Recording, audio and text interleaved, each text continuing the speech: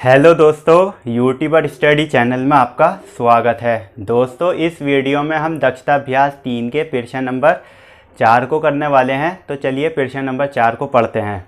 दोस्तों, प्रश्न नंबर 4 में हमसे कह रहे हैं कि निम्नलिखित बारंबारता बंटन का समांतर माध्य ज्ञात कीजिए। तो समांतर माध्य ज्ञात करना है और समांतर माध्य ज्ञात करने के लिए हमको एक सारणी दे दी है। तो सारणी जब दे रखी होती है तो समांतर माध्य का सूत्र ध्यान रखना है। सबसे पहले समांतर माध्य का सूत्र होता है समेशन एफ एक्स और बटे में समेशन एफ। तो ये समांतर माध्य का सूत्र होता है। जब सारणी दे रखी होती है तो इस सूत्र से समांतर माध्य ज्ञात करते हैं। तो देखिए इस सूत्र में क्या आ रहा है, एफ एक्स आ रहा है। तो सबसे पहले एफ एक्स का मान निकाल लिया करते हैं। तो एफ एक्स का मान निकालने के लिए सबसे पहले एक पंक्ति बनानी है और इसमें लिखना है एफ एक्स, क्योंकि एफ एक्स का मान निकालेंगे। अब देखिए एफ एक्स का मान कैसे आएगा। एफ हमारे पास 3 है और एक्स है 142.5। जब एफ और एक्स की गुणा कराएंगे तो एफ एक्स का मान आ जाएगा। तो चलिए गुणा कराते हैं। 142.5 की 3 से गुणा कराते हैं। तो 3 पंजे 15 का 5 हासिल लगा 1, 3 दूनी 6 और 1 7 और 3 चौक 12 का 2 हासिल लगा 1, 3 एकम 3, 3 और 1 4। तो यहाँ पर देखिए पॉइंट 1 के बाद है तो 1 के बाद पॉइंट भी लगाएंगे। जहाँ पर पॉइंट आ जाएगा वहीं पर पॉइंट लगा देना है। तो पॉइंट वाली संख्याओं की गुणा हो जाती है। तो मैंने क्या करा है, एक्स और एफ की गुणा करा के एफ एक्स का मान निकाल लिया है। ऐसे ही यहाँ पर भी निकालना है, यहाँ पर भी निकालना है, सब जगह निकालना है। तो यहाँ पर एफ का मान 5 है, एक्स का मान यहाँ पर 143.5 है। तो एफ और एक्स की यहाँ पर भी गुणा कराएंगे तो एफ एक्स का मान आ जाएगा। तो चलिए यहाँ पर भी गुणा कराते हैं। 5 पंजे 25 का 5 हासिल लगे 2, 5 दिया 15, 15 और 2 17 का 7 हासिल लगा 1, 5 चौक 20, 20 और 1 21, 21 का 1 हासिल लगे 2, 5 एकम 5, 5 और 2 17। और पॉइंट देखिए 1 के बाद है तो 1 के बाद यहाँ पर पॉइंट लगा देंगे। तो यहाँ पर भी एफ एक्स का मान आ गया है। अब चलिए यहाँ पर गुणा कराते हैं। 7 पंजे 35 का 5 हासिल लगे 3, 7 चौक 28, 28 और 3 31 का 1 हासिल लगे 3, 7 चौक 28, 28 और 3 31 का 1 हासिल लगे 3, 7 एकम 7, 7 और 3 10। पॉइंट 1 के बाद है, 1 के बाद पॉइंट लगा देंगे। तो इस प्रकार से दशमलव वाली संख्याओं की गुणा होती है। अब चलिए यहाँ पर भी गुणा कराते हैं। f का मान यहाँ पर 7 है और x का मान है 145.5। तो गुणा कराते हैं। 7 पंजे 35 का 5 हासिल लगे 3, 7 पंजे 35, 35 और 3 38, 38 का 8 हासिल लगे 3, 7 चौक 28, 28 और 3 31, 31 का 1 हासिल लगे 3, 7 एकम 7, 7 और 3 10। अब देखिए पॉइंट 1 के बाद है, 1 के बाद लगा दो पॉइंट। चलो यहाँ पर गुणा कराते हैं। 3 पंजे 15 का 5 हासिल लगा 1, 3 छंग 18, 18 और 1 19, 19 का 9 हासिल लगा 1, 3 चौक 12, 12 और 1 13 का 3 हासिल लगा 1, 3 एकम 3 और 1 4। तो यहाँ पर ये ध्यान रखना 4 है, 439.5 आ गया है यहाँ पर गुणा करा के। अब यहाँ पर गुणा कराते हैं। 2 पंजे 10 का 0 हासिल लगा 1, 2 सत्ते 14 और 1 15, 15 का 5 हासिल लगा 1, 2 चौक 8 और 1 9, 2 एकम 2। पॉइंट 1 के बाद है, 1 के बाद पॉइंट लगा देंगे। तो इस प्रकार से ध्यान रखना, सबसे पहले एफ एक्स का मान निकाल लिया करते हैं एफ और एक्स की गुणा करा के।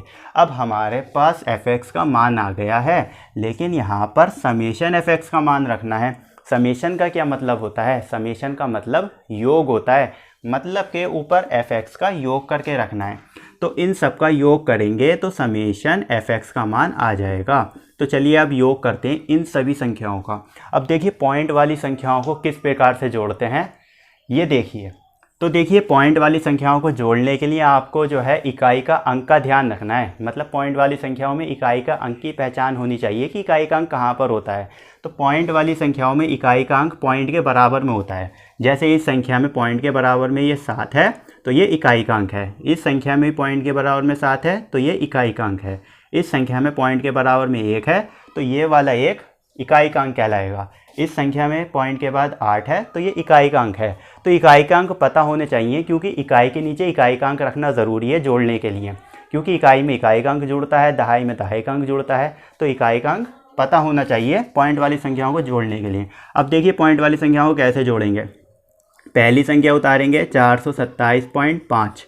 अब इकाईकांक 7 है और इसमें इकाईकांक भी 7 है, तो इस वाले 7 के नीचे ये वाला 7 रखना ज़रूरी है, क्योंकि इकाई के नीचे इकाईकांक, इकाई में इकाईकांक जुड़ता है। तो यहाँ पर 1 उतरेगा, यहाँ पर 7 उतरेगा और 0.5 यहाँ पर उतर जाएगा। ऐसी ही करके सारी संख्याएं रखनी है। अब इसमें इकाईकांक 1 है तो 7 के नीचे 1 आ जाएगा और 0.5 यहाँ पर उतारेंगे और 1 यहाँ पर आएगा, फिर 0 1 यहाँ पर लिखना पड़ेगा। तो ऐसे करके इकाई के नीचे इकाईकांक रखना है, ठीक है। यहाँ पर इकाईकांक 1 था और यहाँ पर देखिए इकाईकांक 8 है, तो मतलब 1 के नीचे 8 को रखेंगे।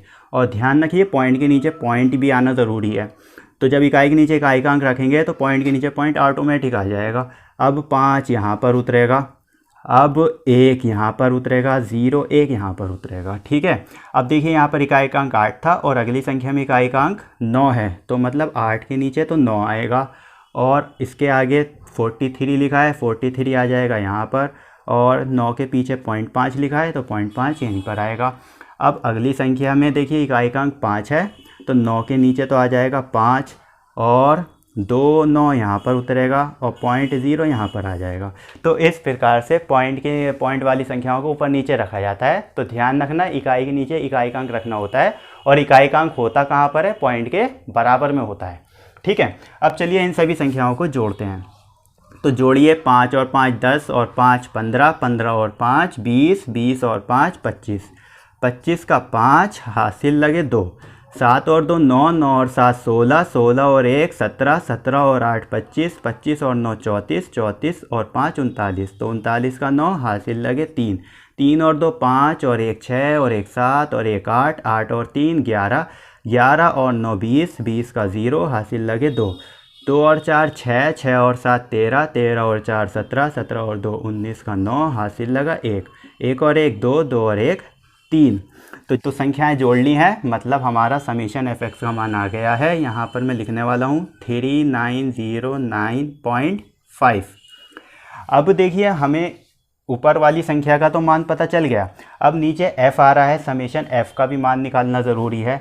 तो f का योग करना है, समीशन लगा है और समीशन का मतलब होता है योग, तो यहाँ पर हमें क्या करना है, f का योग करके रखना है। तो चलिए f तो हमारे पास ये रहा, इनका योग करेंगे तो समीशन f का मान आ जाएगा।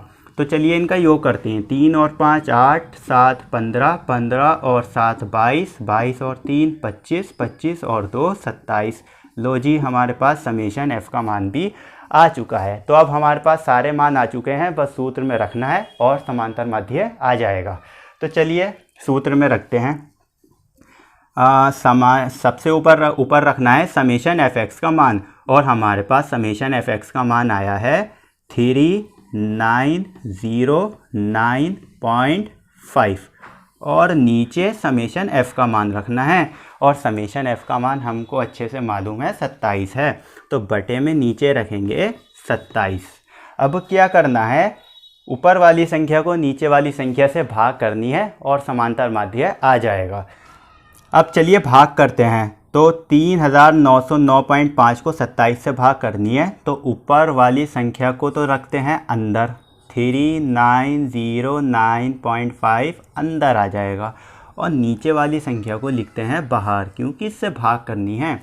तो देखिए 27 से एक ही बार आएगा, 27 एकम 27। अब माइनस करेंगे, 9 में से 7 गए 2 बचेंगे, और 3 में से 2 गया 1। फिर क्या करते हैं, अगली संख्या उतार देते हैं, तो अगली संख्या 0 यहाँ पर उतर जाएगी। अब ये कितनी बार भाग होगा, तो देखिए 27 से 4 बार भाग हो जाएगा। 27 चौका कितना होता है, 4 4 7 28 का 8 हासिल लगे 2, 4 दूनी 8, 8 और 2 10, तो 27 चौका 108 होते हैं। तो हो रहा नहीं हो रहा, 4 बार भाग हो जाएगा, 27 चौका 108। अब इनको माइनस करेंगे, 10 में से 8 गए 2, यहाँ पर 1 बचा, 1 में से 0 जाएगा तो 1 ही बचेगा। अब अगली संख्या कौन सी उतरेगी, 9 उतर जाएगी, यहाँ पर 9 उतार देंगे, तो अब भी ये 4 बार ही भाग हो जाएगा। 27 चौका होते हैं 108, तो 108 लिख देंगे। फिर से माइनस करेंगे, 9 में से 8 गए 1, 2 में से 0 गया 2। अब देखिए पॉइंट आ गया, तो जहाँ पॉइंट आ जाता है रास्ते में वहीं पर पॉइंट लगा दिया करते हैं। तो पॉइंट आ गया, पॉइंट यहाँ पर लगा देंगे। अब अगली संख्या उतरेगी 5, 215। अब देखना ये कितनी बार भाग होगा, तो ये भाग हो जाएगा कितनी बार 7 बार भाग होएगा। देखते हैं 7 बार कितना आ रहा है। 7 सत्ते 49 का 9, हासिल लगे 4, 7 दूनी 14, 14 और 4 18। हाँ तो 107 बार भाग हो जाएगा। ठीक है, 27 सत्ते होते हैं 189, यहाँ पर लिखेंगे।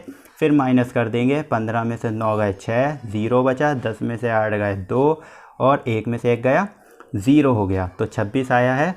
तो अब देखिए इससे आगे की अगर मैं भाग करूँगा तो सवाल बहुत बड़ा हो जाएगा।